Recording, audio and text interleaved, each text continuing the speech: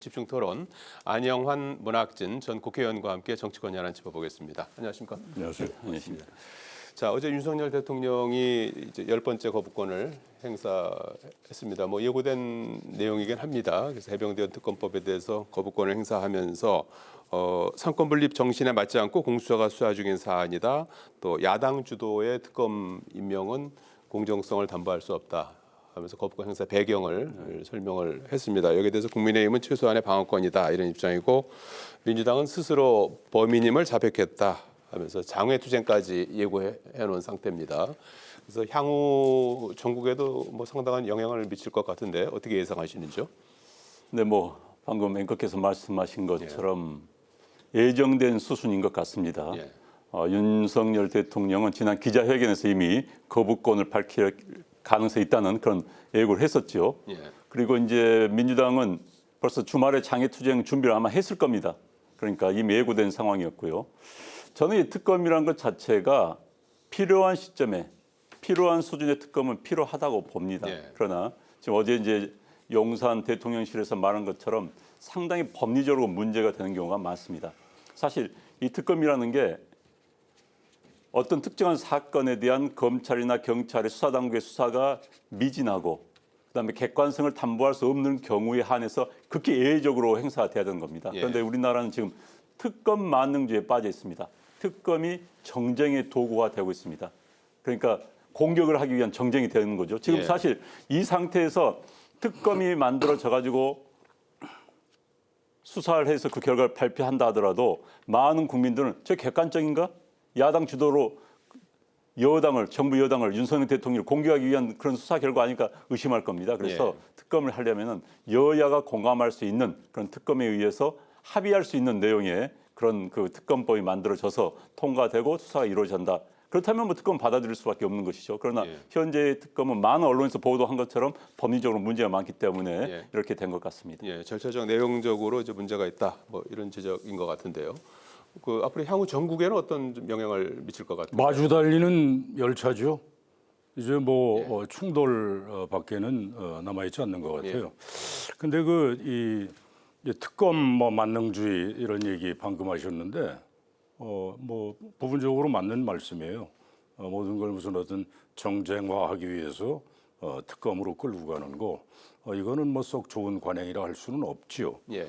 그런데 지적을 할 수밖에 없는 게 그러면 대통령도 무슨 공수처 검찰 대통령이나 뭐 국민의힘도 지금 이제 하니까 그 수사 결과를 지켜보고 나서 미흡할 때 특검해도 되는 거 아니냐 이렇게 얘기하는데 사실은 지금까지 하는 걸 보면 지금 이 최상병 이 사건이 벌써 언제입니까? 꽤 됐잖아요, 그죠? 근데 지금까지 공수처나 검찰이 뭐 제대로 한 거 있습니까? 수사? 뭐 김건희 여사 건에 대해서도 뭐 똑같고요. 최근에 뭐 이원석 검찰총장이 뭐 김건희 여사 제대로 수사하겠다. 좀 늦자고 없이 얘기를 한 감이 짙어요. 지금까지 뭐 했나 이거죠. 예. 그다음에 물론 저 여론조사가 만능은 아니지만 대개 이 트렌드는 보여주잖아요. 여론의 현 주소가 어딘지. 근데 각종 여론조사를 보면 우리 국민의 거의 한 70%가 이 최상병 특검에 대해서 특검해야 한다거든요. 저는 이게 40 총선에서 나타난 전 민의라고 봅니다. 대통령이요, 뭐 예. 이런 얘기까지 했어요. 뭐 저 헌법에 맞지 않고 뭐 법리상 맞지 않다 뭐 어쩌고 얘기를 하는데 특별검사 임명권을 야당에다 준 거에 대해서 대통령 인사권 고유의 인사권 침해다 뭐 이런 얘기를 해서 인사권을 침해했다고. 그런데 사실 지금 이 사안을 깊이 들어가 보면 이 최상병 사망 그리고 그 이후의 그 전개 과정을 보면 청와대와 국방부가 이 외압을 행사했을 가능성이 개연성이 매우 농후하다 지금 그렇게 나오거든요. 근데 이거를 대통령이 임명한 검사가 어떻게 제대로 할 수 있겠어요? 청와대가 지금 직간접적으로 표출이 거기서 드러나고 있는데 그 행위자로 외압을 행사한 행위자로. 근데 이런 걸 가지고 뭐 대통령의 고유한 인사권 침해라는 뭐 이런 걸 가지고 법리상 뭐 이걸 가지고 특검이 맞지 않다 하는데 저는 이거는 작은 걸 보고 큰 걸 놓치는 거다. 정말 이렇게 가면 대통령의 앞날이 어떻게 될지 심히 우려스럽다. 뭐 이렇게 볼 수밖에 없습니다. 예, 앞으로 상당히 이제 우려스러울 수밖에 없다 이렇게 이제 예상을 해주셨는데 일단 다음 주 28일에 국회 본회의가 열리게 될 것 같아요. 오늘 김진표 국회의장도 여야 의사일정의 합의가 여야가 이제 이루지 못할 경우에 표결 절차를 좀 받겠다는 의사를 밝혔거든요. 그래서 28일에 과연 표결 결과가 어떻게 될 것인가 이제 이 부분 아니겠습니까? 그래서 현재 국민의힘에서도 찬성표 던지겠다고 하는 분들이 일부 이탈 하겠다는 분들이 이제 나오고 있죠. 안철수, 김웅, 유이동 의원이 찬성표 쪽으로 기울었다는 거 아니겠습니까? 그래서 추가적으로 얼마나 이탈할까? 그다음에 한 58명에 이르는 이제 낙선자 이분들이 과연 당일날 출석할 것인가? 이런 부분들도 이제 가결 정족수에 영향을 미치기 때문에 굉장히 또 중요하게 봐야 될 대목인 것 같은데 어떻게 예상하시는지요? 뭐 저는 가결되지는 않을 것 같습니다. 예. 현재 의결 정족수가 이제 3분의 2죠. 국회 예. 출석 과반 제적 과반 출석의 3분의 2인데 295석입니다. 제적 현재 295, 구속 예. 수감 중인 윤관석 의원을 제외하면은 예. 현재 제적 295명인데 그러면 197명이 일단 동의를 해야 되거든요. 예. 그런데 현재 야당이 180석입니다. 예. 야당과 야당 유관 관련 그 정당의 수가 180석이기 때문에 현재 117석을 여당에서 나와야 되는데 예. 쉽지는 않을 것 같습니다. 현재 밝히고 있는 가결을 동의를 밝히고 있는 안철수, 유이동, 김웅 의원을 제외하고도 14명의 동의가 나와야 되는 건데 저는 뭐 그 쉽지 두세 명 정도는 더 나올 수 있을 것 같습니다만 쉽지는 않을 것 같고요. 왜냐하면은 이 특검에 대해서는 대부분의 의원들이 약간 공감대를 형성하고 있는 게 있습니다. 특검 필요하다. 그러나 현재 법으로는 아니다라는 공감대가 있는 것 같습니다. 예. 저도 지금 제가 제안을 하자면은 어찌됐든 부결될 가능성이 높습니다. 21대에서는. 예. 22대에서는 국민의힘에서 새로운 법안을 제출하면 되는 겁니다. 그래서 독소 조항을 뺀 예. 여기서 독소 조항이란 것은 그 현재 25년 동안 특검법이 생긴 이후 25년 동안 13차례의 특검이 있었지만 모두 검사 특검은 여야 합의로 했습니다. 예. 야당이 추천하더라도 그 법안에 대해서 여당이 인정해 주는 그런 법이었죠. 그런데 이번만은 아닙니다. 그래서 이번에 그 검사 추천을 여야 합의해서 할 수 있도록 합의해서 2명을 추천하면 대통령 임명할 수 있도록 그 조항만 바꿔놓으면 저는 큰 문제가 없다고 봐요. 그래서 그걸 합의를 해가지고 22대 때 수정안을 내가지고 그것을 수정을 해서 합의를 하고 그럼 뭐 대통령의 부결권 재의결권 요구 없이 끝낼 수 있지 않을까 생각이 듭니다. 예. 그래서 아마 이번에는 21대 막바지에는 현재 재의결이 되지는 않을 것이다. 부결될 것이다. 이렇게 보여집니다. 예, 부결될 것도 전망을 해주셨고 22대에 가서 이제 수정안을 좀 내서 여야 합의로 처리하는 게 좋겠다 이렇게 제언까지 해주셨는데요. 저도 문의원, 예. 지금 뭐 안 의원 그 부결될 것이다는 전망에는 동의합니다. 예, 왜냐하면 그게 옳다라는 뜻이 아니라 지금 뭐 저 국민의힘 원내대표 등 하여튼 뭐 지도부가 이탈표 방지에 뭐 총력을 기울이 뭐 맨투맨 접촉을 한다는 거 아닙니까?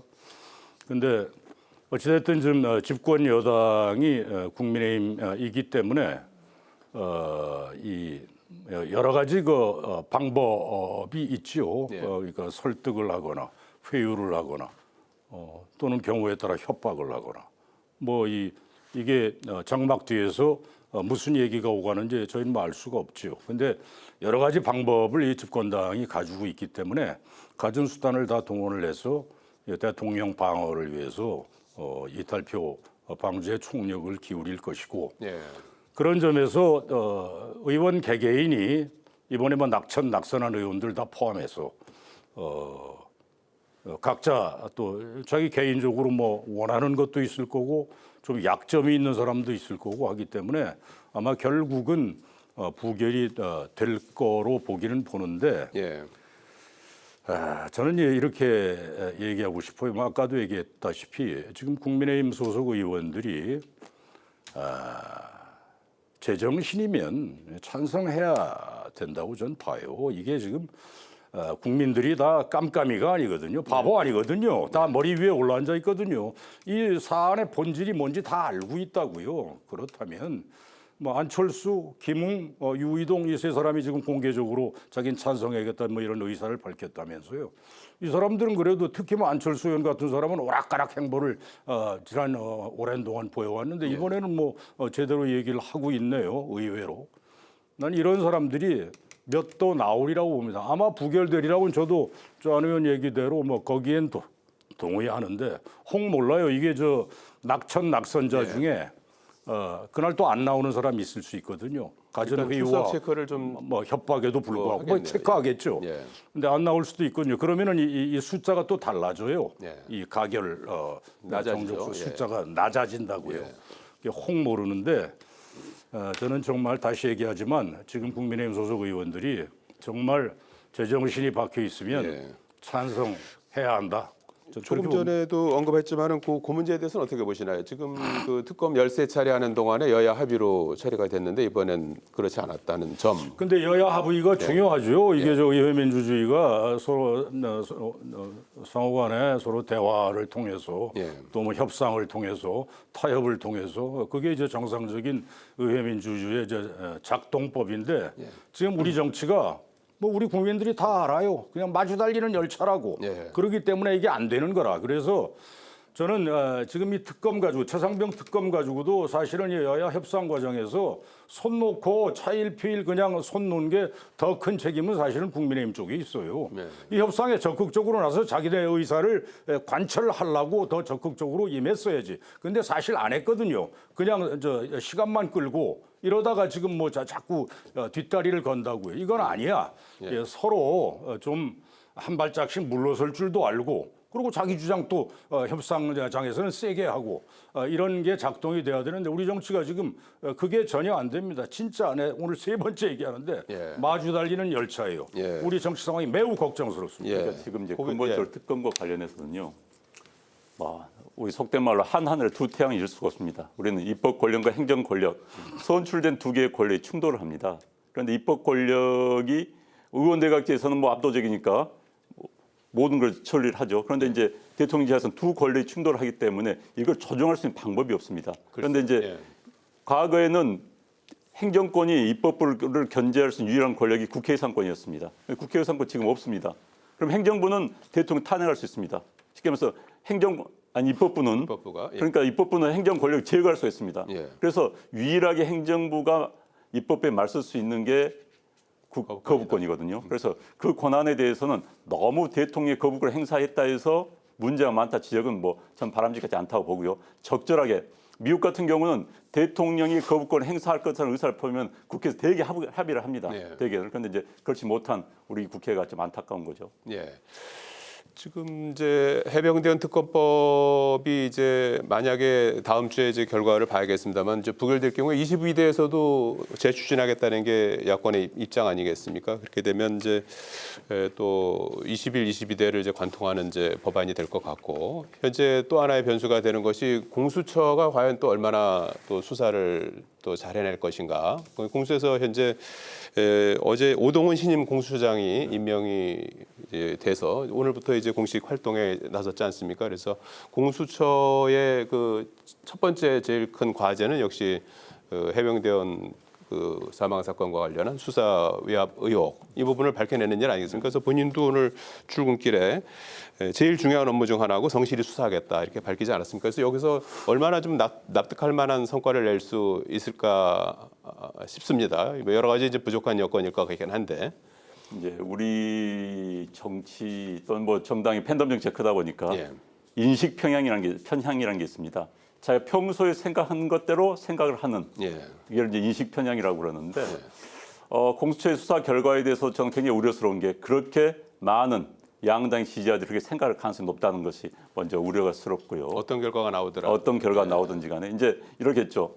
현재 공수처의 인적 구성은 지난 정부에서 임명한 그러니까 처장을 제외한 간부와 이른바 검사들 수사관들은 지난 정부 때 구성된 그 멤버들입니다. 예. 그 구성원들입니다. 그런데 이제 공수처장이 이번에 새로 임명이 됐습니다.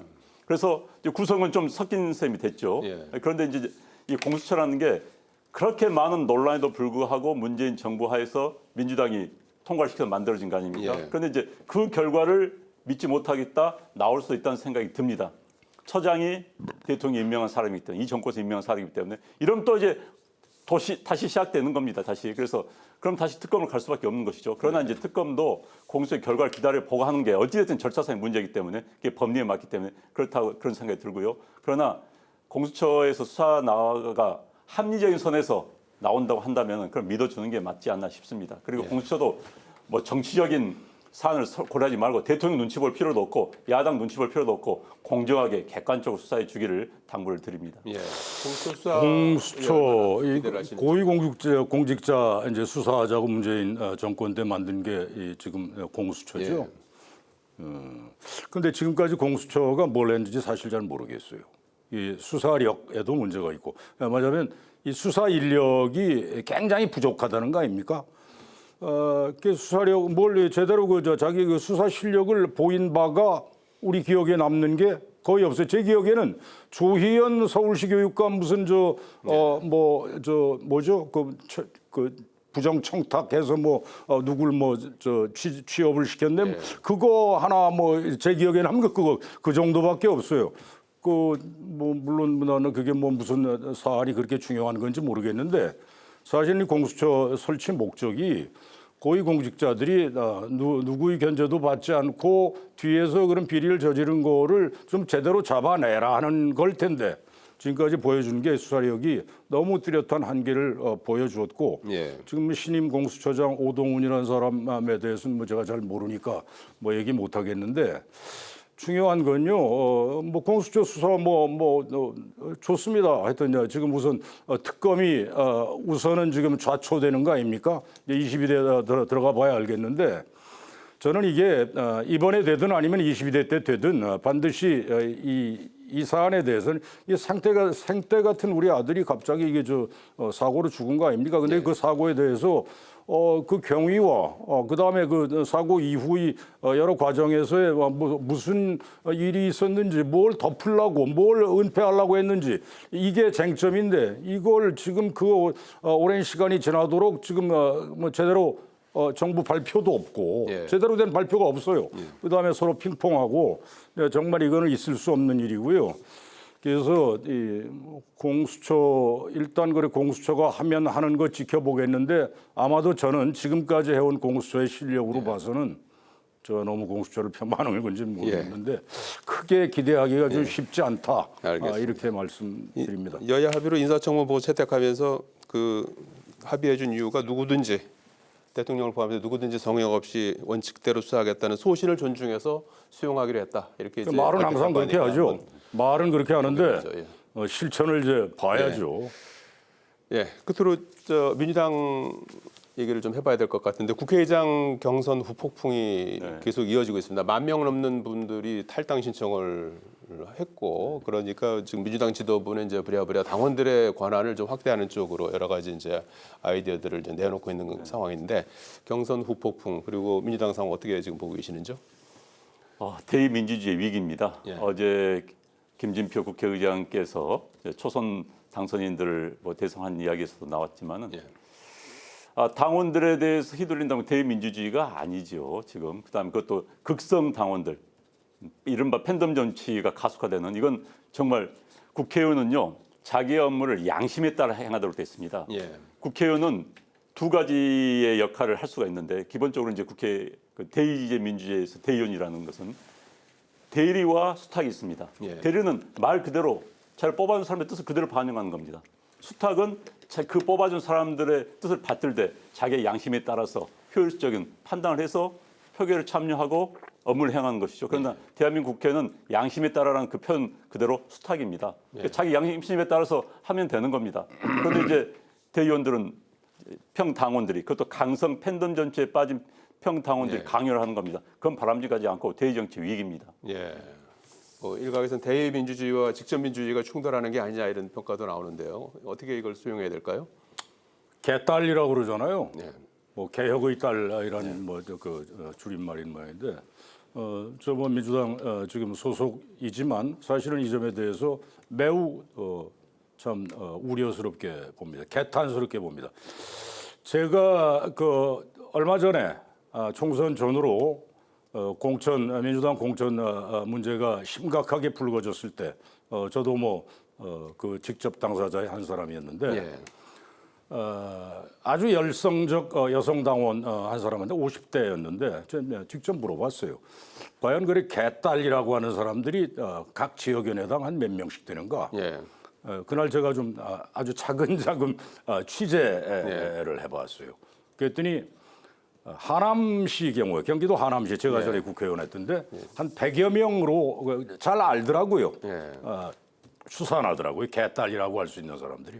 그래서 제가 혼자 추계를 해봤어요. 예. 그러면 전국에 한 253개 지역구인가요?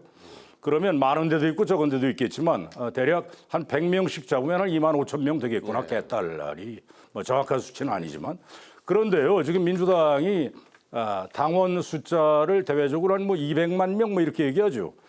거기에 한 2만여 명이 이렇게 산마다 그냥 난리를 치고 문자 폭풍 이거 막 보내고 하는 이거는 정말 정상적이지 않아요. 그다음에 그 사람들이 몇 사람이 SNS로 이렇게 한다고 해서 당 지도부가 또 거기에 부안해동하는 거 이건 절대 마땅치 않습니다. 알겠습니다. 정신 차려야 됩니다. 예, 알겠습니다. 오늘부터 있는 그 워크숍에서도 아마 그 문제가 많이 이제 논의가 될 것 근데 같은데 워크숍에서 저는 제대로 얘기 예. 나올 것 같지가 않아요. 왜냐하면 지금 1인 체제가 돼버려서 예. 어떻게 그 앞에서들 얘기를 제대로 못하는 것 같아요. 참 걱정스럽습니다. 예, 민주당 것까지 자체가 민주주의의 위기입니다. 알겠습니다. 시간이 다 돼서 여기까지 오늘 드리도록 하겠습니다. 고맙습니다. 고맙습니다.